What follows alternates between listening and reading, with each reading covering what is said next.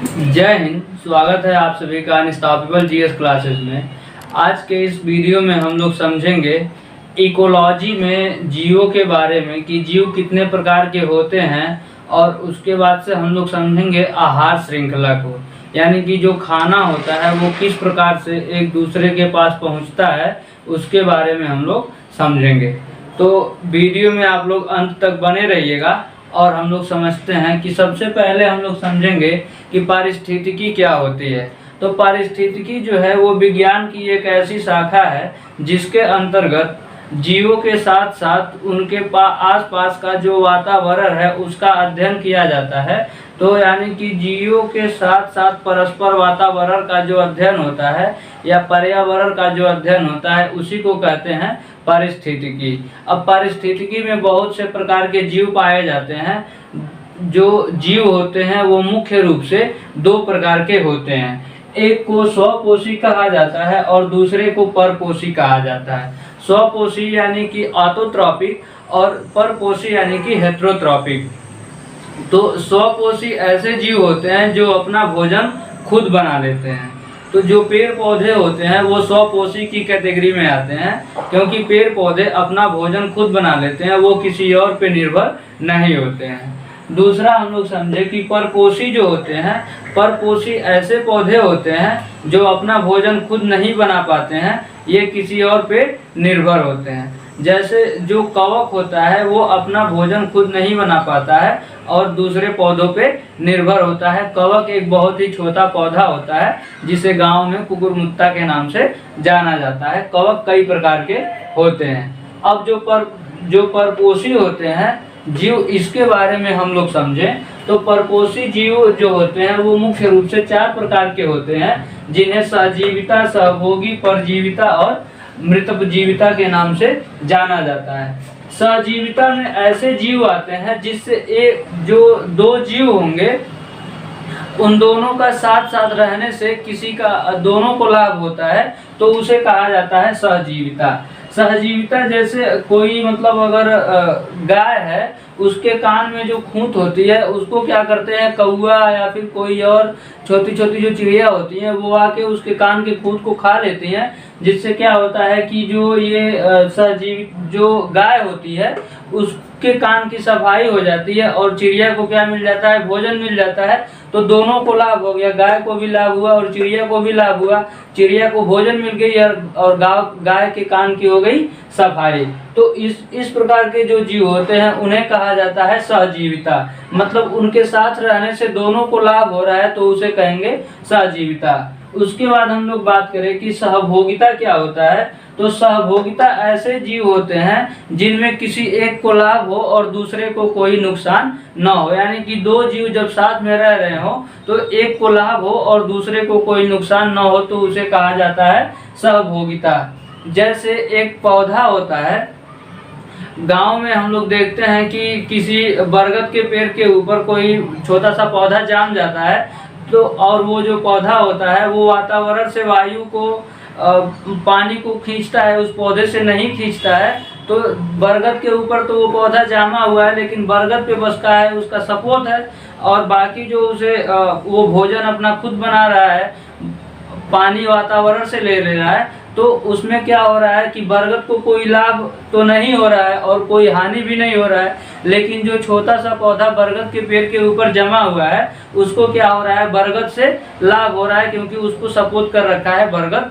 तो ऐसे जीवों को क्या कहेंगे हम लोग, सहभोगिता के नाम से जाना जाता है, जिसमें एक को लाभ हो और दूसरे को कोई नुकसान ना पहुंचे, तो उसे कहेंगे सहभोगिता।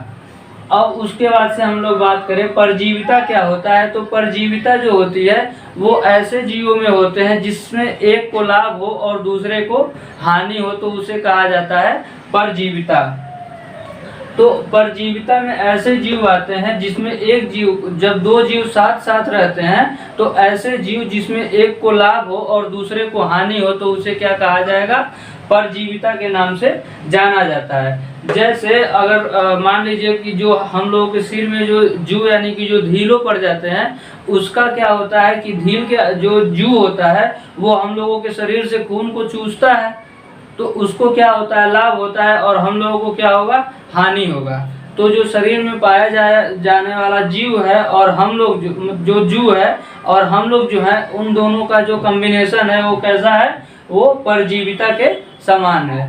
उसके बाद से मृतजीवी क्या होते हैं, मृतजीवी इन सबको खाने के लिए हमेशा तैयार रहते हैं कि जब ये सब के सब मरेंगे, यानी कि मृतजीवी में ये सजीविता जो मरे हुए चीजों को खाते हैं वो क्या कहलाते हैं, मृतजीवी।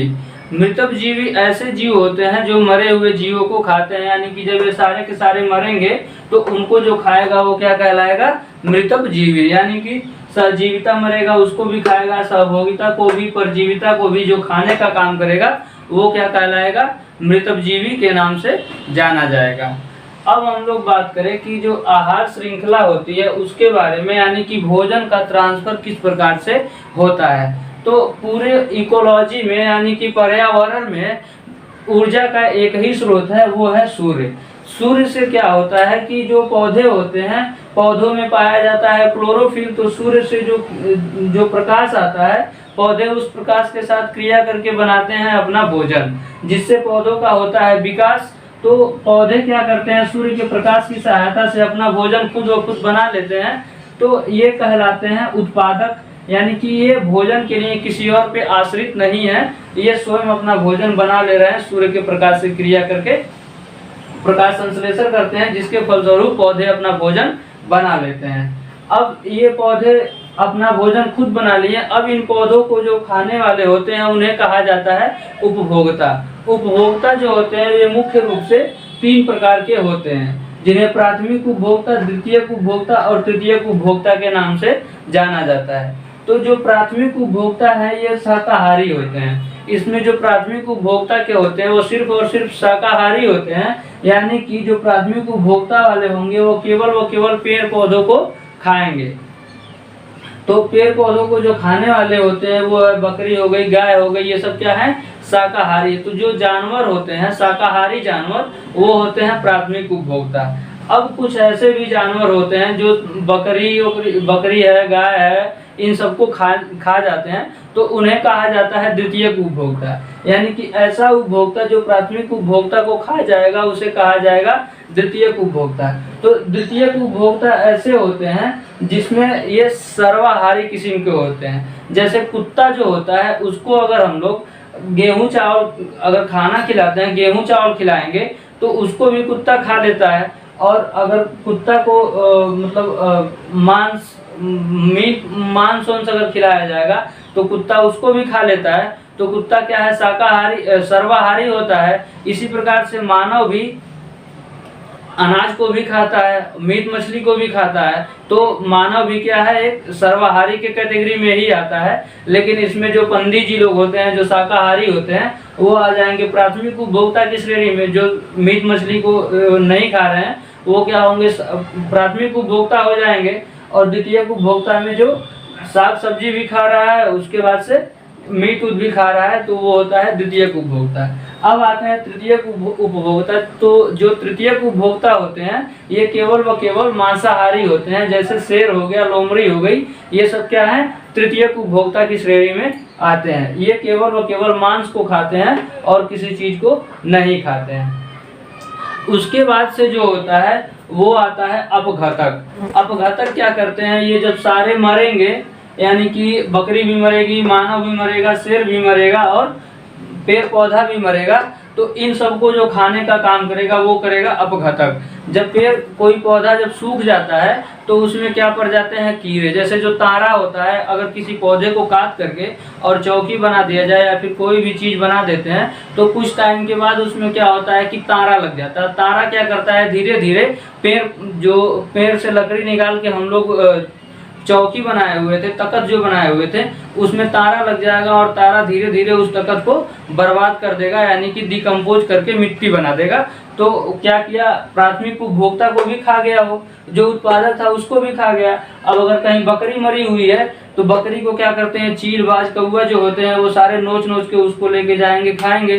तो वो भी क्या करते हैं, अपघातक का काम कर रहे हैं। अगर कहीं मनुष्य मर जाता है, कहीं फेंक दो तो उसके ऊपर बहुत सारे कीड़े मकोड़े बाज, चील, कौवा, ये सब जो होते हैं, बहुत से जानवर होते हैं, वो सारे के सारे आ जाते हैं। तो वो भी क्या करते हैं, डिकम्पोज करने का काम कर रहे हैं। तो जितने भी डिकम्पोज करने का काम करते हैं वो प्राथमिक उत्पादक को भी खाएंगे और उपभोक्ता को भी खाने का काम कौन करता है, अपघटक करता है। तो इस प्रकार से हम लोग ये समझ चुके कि खाना का ट्रांसफर किधर से किधर की ओर होता है और कौन। तो अब यहाँ पे हम लोग देखें कि ये पौधा जो है अपना भोजन खुद बना रहा है, तो ये क्या हो गया, स्वपोषी हो गया, अपना भोजन खुद बना रहा है। और ये जो उपभोक्ता हो गए ये क्या हो गए, परपोषी हो गए। और ये जो अपघटक है ये भी क्या कहलाएंगे, परपोषी कहलाएंगे। इसके बाद हम लोग समझते हैं कि लिंडमान का 10% रूल है। लिंडमान ने 10% रूल बनाया। उन्होंने कहा कि जब ऊर्जा का ट्रांसफर होता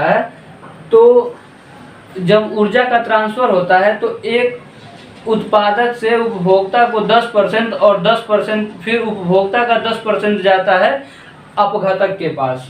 यानी कि लिंडमान के पहले नियम के अनुसार अगर हम लोग देखेंगे तो उन्होंने ये कहा कि जब कोई उत्पादक जो पेड़ पौधे होते हैं उन्हें वो अपना भोजन 100% खुद बनाते हैं। और जब उस भोजन का ट्रांसफर होता है तो ये मान के चलिए कि ये प्लांट है और इससे ट्रांसफर हो रहा है उपभोक्ता को, जो कंज्यूमर है, कंज्यूमर को हम सी से लिख दे रहे हैं। तो प्लांट के पास 100% ऊर्जा होगी और ये जब ऊर्जा ट्रांसफर होगी कंज्यूमर के पास तो केवल व केवल 10% इसका ऊर्जा ही ट्रांसफर होगा। तो यानी कि इसको मिला 10 ऊर्जा, 100 का 10% निकालेंगे तो 10 होगा, इसको मिला 10 ऊर्जा। अब जो अपघटक है, जो डिग्रेडेबल है, इसको हम डी से लिख दे रहे हैं। तो जो अपघटक है अब इसको जाएगा कंज्यूमर का 10% ऊर्जा। अब 10 का 10% निकालेंगे तो एक ऊर्जा किसको मिला, अपघटक को मिला। यानी कि उत्पादक अगर 100% ऊर्जा का उत्पादन कर रहा है, पेड़ पौधे 100% ऊर्जा उत्पादन कर रहे हैं, तो उनके पास क्या, जो उनको खाएगा, खाने वाला कौन होता है, उपभोक्ता होता है। अगर पेड़ के पास 100% ऊर्जा है तो उपभोक्ता उसको, पेड़ को जब खाएगा तो उसे कितना मिलेगा, केवल व केवल 10% ऊर्जा मिलेगा। और जब इस उपभोक्ता को खाएगा डिकम्पोजर यानी कि अपघटक, तो उसको कितना मिलेगा, 10% ऊर्जा मिलेगा। तो किसका 10%, कंज्यूमर का 10% मिल जाएगा, किसको, डिग्रेडेबल को मिल जाएगा 10% ऊर्जा। तो इसीलिए जो पेड़ पौधे होते हैं ये काफ़ी साल तक जिंदा रहते हैं, 100-200 साल तक जिंदा रहते हैं। और हम लोग उस पेड़ पौधे को खाते हैं। हम लोग अनाज को खाते हैं, तो अनाज क्या है, पेड़ पौधा ही तो है। तो अनाज को हम लोग खाते हैं तो हम लोगों की उम्र उसका 10% रहेगा, क्योंकि ऊर्जा तो हम लोगों के पास 10% है। तो अगर कोई पेड़ 100 साल जी रहा है तो उसको जो खाने वाली बकरी है या फिर मानव है वो कितना जिएगा, 10 साल ही जिएगा। और जो उसको खाने वाला बाज, चील, कौवा है उनकी संख्या उससे भी 10 गुना कम हो जाएगी। तो इस प्रकार से उन्होंने पहला नियम दिया। और फिर उन्होंने जो दूसरा नियम दिया वो उन्होंने ये कहा कि अगर हम कभी भी कीटनाशक, ये जो कीटनाशक का हम लोग प्रयोग करते हैं यानी जहर का प्रयोग करते हैं, तो जो जहर का ट्रांसफर होता है वो उत्पादक में जहर 1% रुकता है और बाकी जो होगा वो कंज्यूमर में जाएगा। और कंज्यूमर से जो अपघटक होते हैं उनमें जो जाएगा वो 100% जाता है जहर। यानी कि अगर जहर को हम लोग छिड़काव कर रहे हैं पेड़ के ऊपर तो इसको जो इफेक्ट होगा वो इस पे पेड़ पे 1% का होगा और मानव जो इसको खा रहा है यानी उपभोक्ता पे उसका 10% इफेक्ट होगा। और जो कंज्यूमर है यानी कि अपघटक है उस पे क्या होगा, 100% इफेक्ट पड़ेगा। तो यदि किसी पौधे पे कीटनाशक का छिड़काव हो रहा है तो उसको जो खाने वाले होंगे उस पौधे पे कीटनाशक का असर 1% होगा और जो उसे खाने वाला यानी कि उपभोक्ता पे उस कीटनाशक का असर 10% होगा। और जो कंज्यूमर है यानी कि बाज, चील, कौवा जो है या फिर बैक्टीरिया जो है इनके ऊपर 100% इफेक्ट दिखाएगा जहर। तो इस प्रकार से हम लोग देख लिए कि भोजन को किस प्रकार से एक दूसरे के पास पहुंच रहा है, स्वपोषी कौन है और परपोषी कौन है। यदि वातावरण यानी कि अगर पर्यावरण में केवल व केवल उत्पादक की संख्या बहुत ज़्यादा हो जाए तो हर जगह पे क्या दिखेगा, घास भूसा दिखेगा, घास, पेड़ पौधा, जंगल, यही सारा का सारा चीज़ दिखेगा। और यदि उपभोक्ता की संख्या बढ़ जाए तो अगर उपभोक्ता की संख्या बढ़ेगी तो ये जितने जंगल पेड़ पौधे सारे के सारे चीजें हैं ये सारी की सारी हो जाएंगी क्या, खत्म। अगर अपघटक की संख्या बढ़ गई तो ये सबको खत्म कर देगा। यानी कि कुल मिला जुला के उत्पादक, उपभोक्ता और अपघटक तीनों की संख्या का मतलब संतुलित रखना ही बहुत ज़्यादा जरूरी होता है। अगर कोई असंतुलित होगा तो इससे सभी को हानि होगा, सिर्फ और सिर्फ हानि होगा, कोई भी लाभ नहीं हो सकता है। अब हम लोग समझ लेते हैं कि जो पारिस्थितिकी पिरामिड होता है वो क्या बताता है। तो जो पारिस्थितिकी पिरामिड होता है वो सिर्फ और सिर्फ यही दिखाता है कि कौन से स्थान पे किसकी संख्या ज़्यादा, मतलब किसका क्षेत्रफल ज़्यादा होता है, जिसका क्षेत्रफल ज़्यादा होगा उसकी संख्या वहाँ पे ज़्यादा होगी। तो क्षेत्रफल की बात करें तो जो अपघटक, उपभोक्ता और उत्पादक होते हैं इनके क्षेत्रफल के बारे में बताता है पारिस्थितिकी पिरामिड। तो पारिस्थितिकी पिरामिड जो होता है वो स्थलीय क्षेत्र का, यानी कि जो हरा भरा क्षेत्र होता है जहाँ पे कृषि होती है, मानव ये सारी चीज़ें जहाँ पे बहुत ज़्यादा मात्रा में रहती है तो उसे कहा जाता है स्थलीय क्षेत्र। और स्थलीय क्षेत्र में जो पारिस्थितिकी पिरामिड बनती है वहाँ पे उत्पादकों की संख्या जो होती है वो सबसे ज़्यादा होती है। यानी कि घास हो गया, खेती हो गया, यानी कि जो पौधे हो गए, उत्पादक जो होते हैं वो ज़्यादा होते हैं और उनसे थोड़े से कम होते हैं उपभोक्ता। यानी कि जो खाने वाले हम लोग हैं, गाय बकरी है, ये सब जो चीज़ें जो उपभोक्ता हैं वो उत्पादक से कम होते हैं और जो अपघटक हैं वो क्या होते हैं, सबसे कम होते हैं अपघटक। तो हम लोग जिस सामान्य क्षेत्र में रह रहे हैं यहाँ पे पेड़ पौधे बहुत ज़्यादा होते हैं तो उत्पादक बहुत ज़्यादा हो गया और उपभोक्ता हम लोग जो खाने वाले हैं उनसे हम लोगों की संख्या थोड़ी कम होती है। और जो अपघटक यानी कि बाज, चील, कौआ जो हैं इनका जो संख्या होता है वो और भी ज़्यादा कम होता है। तो ये होता है स्थलीय क्षेत्र का पिरामिड। यहाँ पे आप लोग देख सकते हैं उत्पादक का क्षेत्रफल कितना ज़्यादा है, उपभोक्ता का उससे कम है और अपघटक का उससे भी कम है।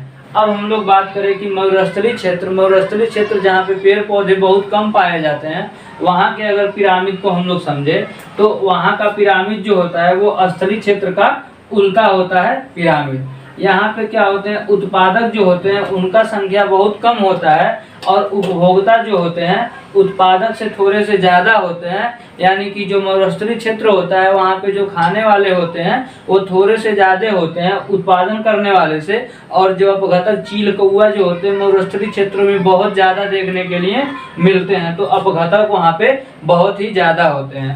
और सेम यही जो पिरामिड बनती है ये समुद्र में भी बनता है क्योंकि समुद्र में अपघटक जो होते हैं वो बहुत ही ज़्यादा होते हैं क्योंकि जो भी कचरा होता है उसको नदियों में हम लोग तो बहा देते हैं और नदी जाके समुद्र में मिलती है और वही समुद्र में क्या होता है, अपघटित होकर के सब कुछ समुद्र में ही डिग्रेडेबल अपघटित हो जाता है। तो अब मरुस्थलीय क्षेत्र और समुद्री क्षेत्र का पिरामिड एक समान होता है और स्थलीय क्षेत्र का पिरामिड उससे उल्टा होता है। तो इस प्रकार से आप लोग समझ चुके हैं। अब हम जो पारिस्थितिकी के बारे में जितना कुछ बताना था, जियो के बारे में सब कुछ बता चुके हैं आपको। तो अगर वीडियो आप लोगों को अच्छा लगे तो चैनल को ज़्यादा से ज़्यादा लाइक कीजिए, शेयर कीजिए और सब्सक्राइब कीजिए। अब मिलेंगे अगले वीडियो में। जय हिंद।